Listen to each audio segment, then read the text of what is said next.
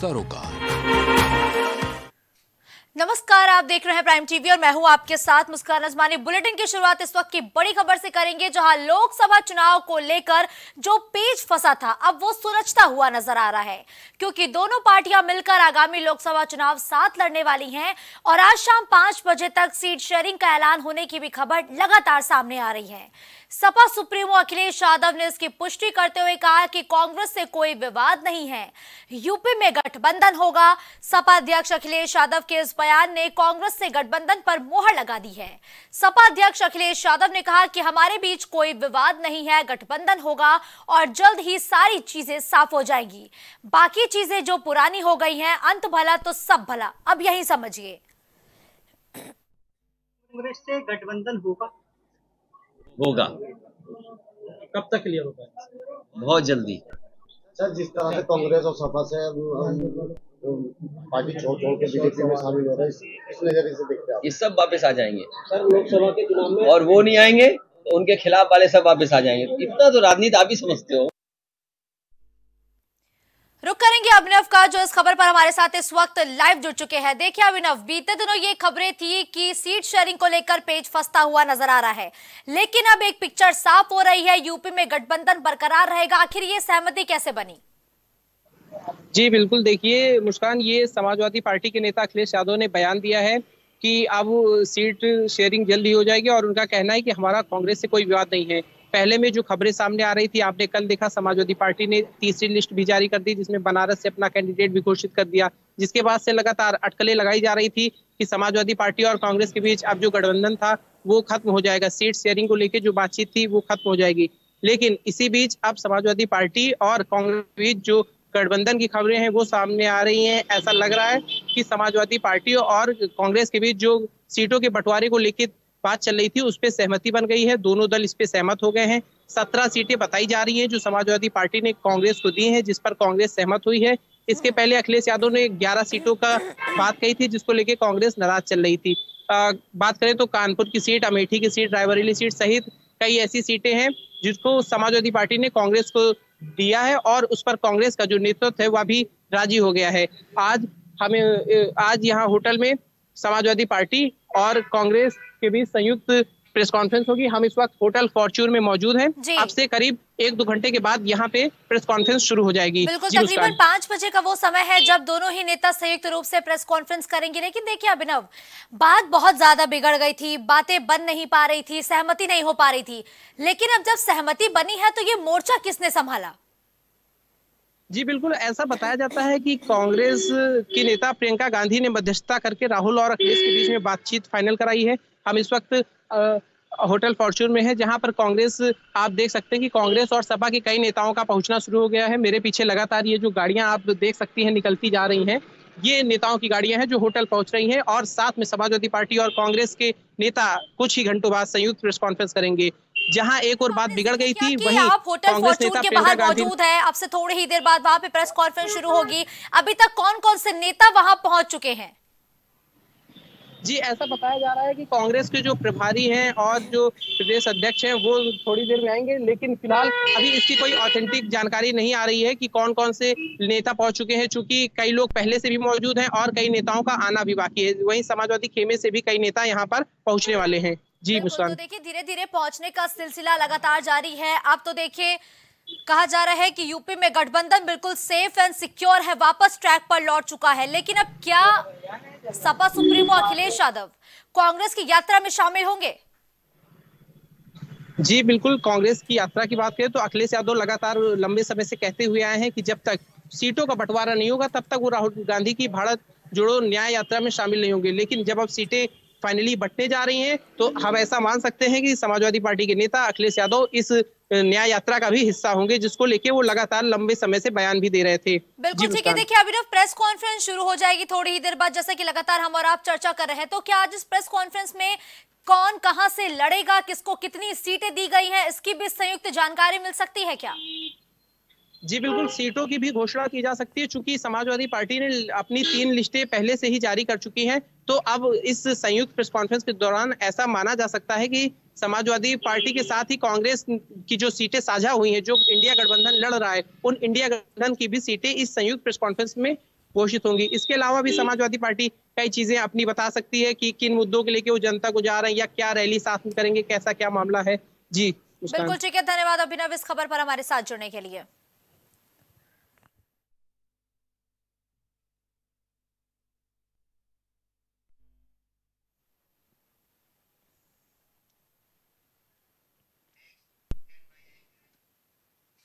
मुसलमानों को रिझाने के लिए बीजेपी ने एक नया प्लान बनाया है। अब मुसलमानों पर खास फोकस करते हुए बीजेपी मस्जिदों और मदरसों पर प्रचार करेगी। और खास बात यह है कि बीजेपी उर्दू और अरबी भाषा में चुनाव प्रचार करने और उर्दू में मन की बात पुस्तक बांटने की भी तैयारी कर रही है। लखनऊ में दरगाह हजरत कासिम शाहिद से इस अभियान की शुरुआत होने वाली है और बीजेपी की नजर हर तबके के वोट को जोड़ने की है। और इसी के तहत बीजेपी ने मुस्लिमों को रिझाने के लिए यह नया कदम उठाया है। इस बात पर बीजेपी के अल्पसंख्यक मोर्चे को खास जिम्मेदारी दी गई है। बीजेपी के इस नए अभियान को लेकर अल्पसंख्यक मोर्चा का कहना है कि भाजपा को मुस्लिम समाज को भी समर्थन मिल रहा है और इस अभियान से मुस्लिम समाज को भाजपा से जोड़ने की कोशिश की जाएगी। तो उर्दू और अरबी भाषा में अब प्रचार प्रसार किया जाएगा।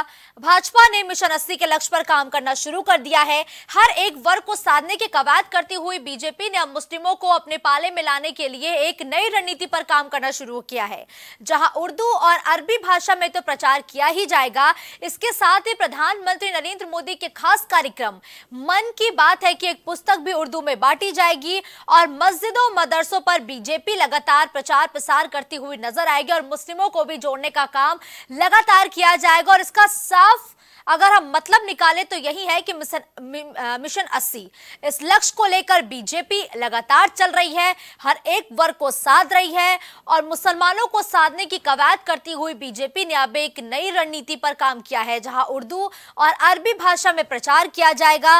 और पश्चिमी यूपी पर खास फोकस है बीजेपी का, चूंकि पश्चिमी यूपी मुस्लिम बाहुल्य के साथ ही जाट वोटर्स की भी भूमि कही जाती है। ऐसे में जाट वोटर्स को साधने के लिए तो जयंत चौधरी बीजेपी के साथ आ चुके हैं, लेकिन मुस्लिम वोटर्स को साधने की कवायद करती हुई बीजेपी अब मदरसों में भी प्रचार करती हुई नजर आ रही है। तो राजेश इस खबर पर ज्यादा जानकारी के साथ इस वक्त हमारे साथ जुड़ चुके हैं। राजेश, देखिए बीजेपी ने मुसलमानों को साधने के लिए एक नई रणनीति पर काम करना शुरू कर दिया है। क्या है ये रणनीति और कितनी कारगर साबित हो सकती है 24 के चुनाव से पहले? राजेश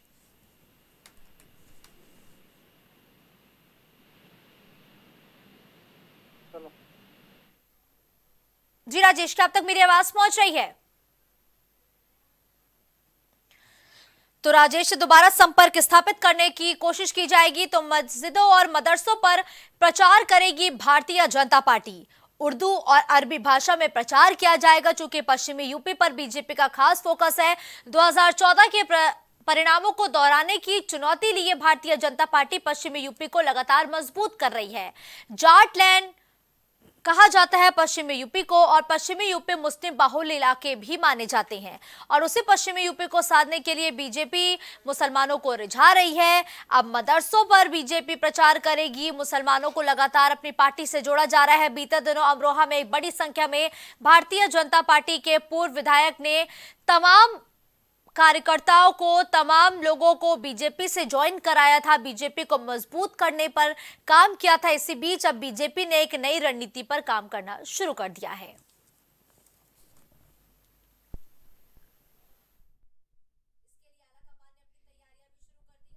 निर्देश भी लगातार दिए जा रहे हैं। दिल्ली चलो मार्च के लिए एक बार फिर से किसान और प्रशासन आमने सामने हैं। पुलिस की किलेबंदी तोड़ने के लिए बुलडोजर और जेसीबी जैसी भारी मशीनें लेकर किसान बॉर्डर पर डटे हुए हैं। इसी बीच बड़ी खबर सामने आ रही है कि केंद्र सरकार और किसान के बीच आज ही 5वें राउंड की बैठक हो सकती है। दिल्ली पुलिस ने दिल्ली चलो मार्च के मद्देनजर सुरक्षा व्यवस्था बढ़ा दी है और हर बॉर्डर पर सुरक्षा कर्मियों को तैनात किया है। प्रदर्शनकारियों ने हंगामा करते हुए पुलिस बैरिकेड तोड़ने की कोशिश की तो पुलिस ने उन्हें काबू करने के लिए ड्रोन के जरिए आंसू गैस के गोले गिराए और प्रदर्शनकारियों को वहां से खदेड़ दिया। वहीं यूपी में भी राकेश टिकैत के आह्वान पर किसानों ने ट्रैक्टर मार्च निकाला और प्रदर्शन किया है।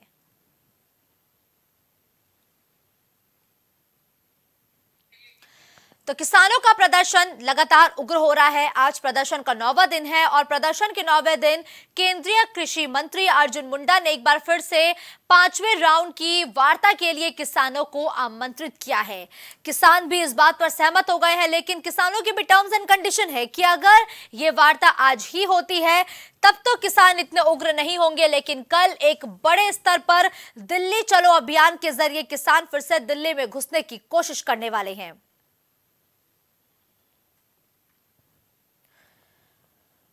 तो यूपी में भी इस प्रदर्शन की आंच फैल गई है और कई जनपद ऐसे हैं जहां प्रदर्शन उग्र हो रहा है। प्रशासन और किसान एक दूसरे के आमने सामने आ चुके हैं। तो वहीं शंभू और खनौरी बॉर्डर पर लगातार विवाद की स्थिति बनी हुई है। विवाद बढ़ता जा रहा है। पुलिस की बैरिकेडिंग तोड़ने की कोशिश की जा रही है, तो वहीं दूसरी तरफ पुलिस भी आंसू गैस के गोले लगातार दाग रही है।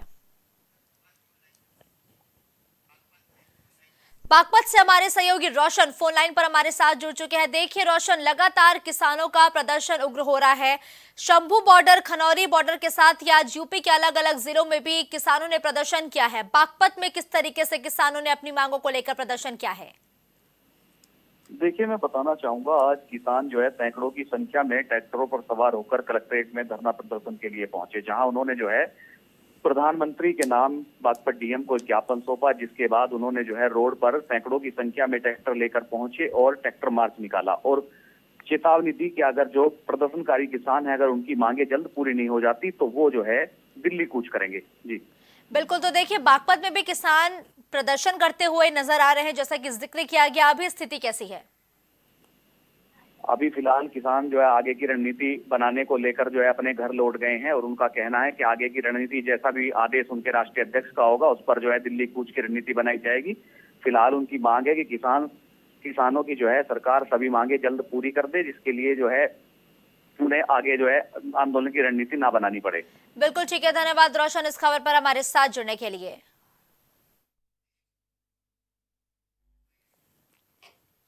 लोकसभा चुनाव की तैयारियां हर पार्टी ने तेज कर दी हैं। सपा ने तो अपने उम्मीदवारों की 2 सूचियां भी जारी कर दी है। वहीं अभी भी ये चर्चा जोरों पर है कि जल्द ही लोकसभा चुनाव के लिए अखिलेश यादव के नाम का भी ऐलान हो सकता है। सूत्रों के हवालों से ये भी खबर सामने आ रही है कि अखिलेश यादव कन्नौज या आजमगढ़ से चुनाव लड़ सकते हैं। कन्नौज की बात की जाए तो साल 1999 से लेकर 2018 तक कन्नौज लोकसभा सीट पर सपा का परचम लहराता रहा, लेकिन 2019 के लोकसभा चुनाव में बीजेपी ने यादव परिवार से ये सीट छीन ली। वह आजमगढ़ से भी सपा सुप्रीमो के चुनाव लड़ने की उम्मीद जताई जा रही है, क्योंकि इस सीट से शिवपाल यादव के उम्मीदवार बनाए जाने की उम्मीद थी, लेकिन उन्हें बदायूं से उम्मीदवार बनाया गया है। तो आजमगढ़ और कन्नौज में पेच फंसा हुआ है। इन दोनों ही सीटों पर अटकलें हैं कि अखिलेश यादव चुनाव लड़ सकते हैं। कन्नौज से अटकलें है कि अखिलेश यादव चुनाव लड़ेंगे, क्योंकि कन्नौज एक लंबे वक्त से सपा का गढ़ रहा है, लेकिन 2019 में प्रधानमंत्री नरेंद्र मोदी की लहर में यह सीट सपा के गढ़ से निकल गई थी, सपा के हाथ से निकल गई थी। अब इस सीट पर फिलहाल बीजेपी का कब्जा है। तो वहीं आजमगढ़ में भी इस वक्त भारतीय जनता पार्टी के सांसद निरहुआ है। सलाहकार संपादक के तौर पर संजय राजन इस खबर पर हमारे साथ फोन लाइन पर मौजूद है। देखिए संजय राजन जी, अखिलेश यादव की पार्टी यानी कि समाजवादी पार्टी ने 2 सूचियों का ऐलान कर दिया है। अब क्या तीसरी सूची में अखिलेश यादव का भी नाम आ सकता है कि वो कहां से चुनाव लड़ने वाले हैं? देखिए मुस्कान, अखिलेश यादव चुनाव लड़ेंगे या नहीं ये तो अभी कयासों में तैर रहा है मामला, लेकिन ये माना जा रहा है कि आजमगढ़ से संभवतः अखिलेश यादव चुनाव लड़ सकते हैं। शिवपाल सिंह यादव को पहले ही बदायूं से टिकट दिया जा चुका है, तीसरी सूची में उनका नाम आ गया है। कन्नौज की जहां तक बात की जाए तो ऐसा लगता है कि वहां से डिम्पल यादव एक बार फिर चुनावी मैदान में होंगी, तो देखने वाली बात होती है। हालांकि मैनपुरी का सीट भी है, पुश्तैनी सीट है, वहां से भी डिम्पल के चुनाव लड़ने की बात कही जा रही है। परिवार में कौन चुनाव लड़ता है नहीं लड़ता है, क्योंकि अखिलेश यादव पहले ही महती भूमिका में है यहाँ पर नेता प्रतिपक्ष विधानसभा उत्तर प्रदेश में। लेकिन ये माना जा रहा है और जानकार ये बता भी रहे हैं कि संभवतः अखिलेश यादव भी खुद चुनाव मैदान में उतर सकते हैं, लेकिन अभी ये तय नहीं हो पाया है कि क्या कन्नौज से वो चुनाव लड़ेंगे या फिर आजमगढ़ से चुनाव लड़ेंगे। ठीक है, देखिए अगर संजय राजन जी मौजूदा स्थिति पर हम गौर करें तो अब तो समाजवादी पार्टी और कांग्रेस के बीच सब कुछ ठीक ठाक लग रहा है, ट्रैक पर वापस आ गया है। 5 बजे प्रेस कॉन्फ्रेंस होनी है। क्या लगता है कि अखिलेश यादव अगर चुनाव लड़ते हैं, ऐसी स्थितियां बनती है तो कहां से लड़ने की चांसेस ज्यादा है? 2 सीटों को लेकर के चर्चा काफी तेज है। मैनपुरी से डिंपल यादव चुनाव लड़ेंगी, ये सूची आ चुका है, जाहिर सी बात है। आजमगढ़ और कन्नौज, ये 2 सीटें ऐसी हैं जहां से अखिलेश यादव को अगर चुनाव मैदान में उतरना होगा तो वो उतर सकते हैं, क्योंकि आजमगढ़ और कन्नौज दोनों समाजवादी पार्टी का गढ़ है। हालांकि कन्नौज में अभी चुनौतियां कम नहीं है अखिलेश यादव का, लेकिन पिछले दिनों जब वो दौरे पर गए थे तो उन्होंने साफ किया था कि कन्नौज उनका अपना घर है। तो ऐसे में उन्होंने इशारा तो दिया था, क्योंकि वहाँ के कार्यकर्ताओं की डिमांड है कि अखिलेश यादव कन्नौज से चुनाव लड़ें। ये देखने वाली बात होती है कि अखिलेश यादव चुनाव लड़ेंगे या नहीं लड़ेंगे, लेकिन अगर लड़ेंगे तो 2 सीटें स्पष्ट तौर पर है, या तो कन्नौज या फिर आजमगढ़, क्योंकि दोनों मुलायम सिंह यादव का एक तरह से माना जा सकता है कि विरासत के रूप में जाना जाता है सीटें। तो जाहिर सी बात है कि अखिलेश यादव क्या कुछ करने वाले हैं, आने वाले दिनों में इसका खुलासा हो पाएगा। बिल्कुल ठीक है, आगे आने वाले दिनों का इंतजार करते हैं, लेकिन उससे पहले इंतजार प्रेस कॉन्फ्रेंस का संजय जी करना होगा कि क्या प्रेस कॉन्फ्रेंस की बड़ी बातें रहती हैं। आज जब प्रेस कॉन्फ्रेंस होंगी तो क्या संजय जी इसका ऐलान हो सकता है कि अखिलेश यादव या डिंपल कहां से चुनाव लड़ने वाली हैं?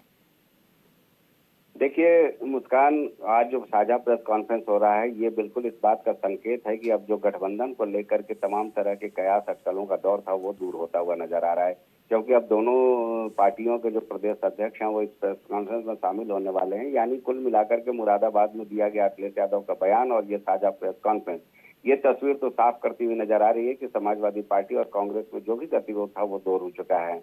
निश्चित तौर पर एक साझा जो प्रेस कॉन्फ्रेंस है या साझा बयान जारी होना है दोनों पॉलिटिकल पार्टियों की ओर से, उस पर सबकी निगाहें टिकी हुई है। फिलहाल ये माना जा रहा है कि करीब 20 सीटें जो है वो समाजवादी पार्टी ने कांग्रेस को देने का मन बना लिया है, और हमें लगता है कि इस पर बात बन गई है, तभी ये साझा प्रेस कॉन्फ्रेंस हो रही है। तमाम तरह की अटकलें थी, राहुल गांधी के साथ अखिलेश यादव को अमेठी रायबरेली में दिखना था, लेकिन वो दिखे नहीं, तो कहीं ना कहीं एक दबाव की राजनीति कारगर रही समाजवादी पार्टी की, और कांग्रेस अब समाजवादी पार्टी के शर्तों पर उसके साथ आने को तैयार नजर आ रही है। तो देखने वाली बात होती है, चंद मिनट का समय बचा है जब दोनों नेता साझा प्रेस कॉन्फ्रेंस करेंगे। हो सकता है कि इसमें जो सीटें शेयरिंग का मामला हो, उन सीटों का ऐलान हो जाए समाजवादी पार्टी और कांग्रेस की ओर से।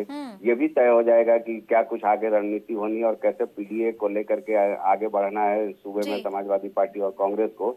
तो इन तमाम मुद्दों पर दोनों प्रदेश अध्यक्ष, चाहे वो नरेश उत्तम की बात की जाए या अजय राय की बात की जाए, दोनों साझा प्रेस कॉन्फ्रेंस करके इस बात का ऐलान करेंगे, और हमें लगता है कि गठबंधन को लेकर अब कयासों का दौर जो है वो समाप्त हो चुका है। बिल्कुल ठीक है, धन्यवाद संजय जी इस खबर पर हमारे साथ जुड़ने के लिए। इस बुलेटिन में फिलहाल के लिए बस इतना ही। देश और दुनिया की तमाम बड़ी खबरों के लिए आप बने रहिए प्राइम टीवी के साथ। नमस्कार। कुछ भाव पुष्प आप देख रहे हैं प्राइम टीवी, सच साहस सरोकार।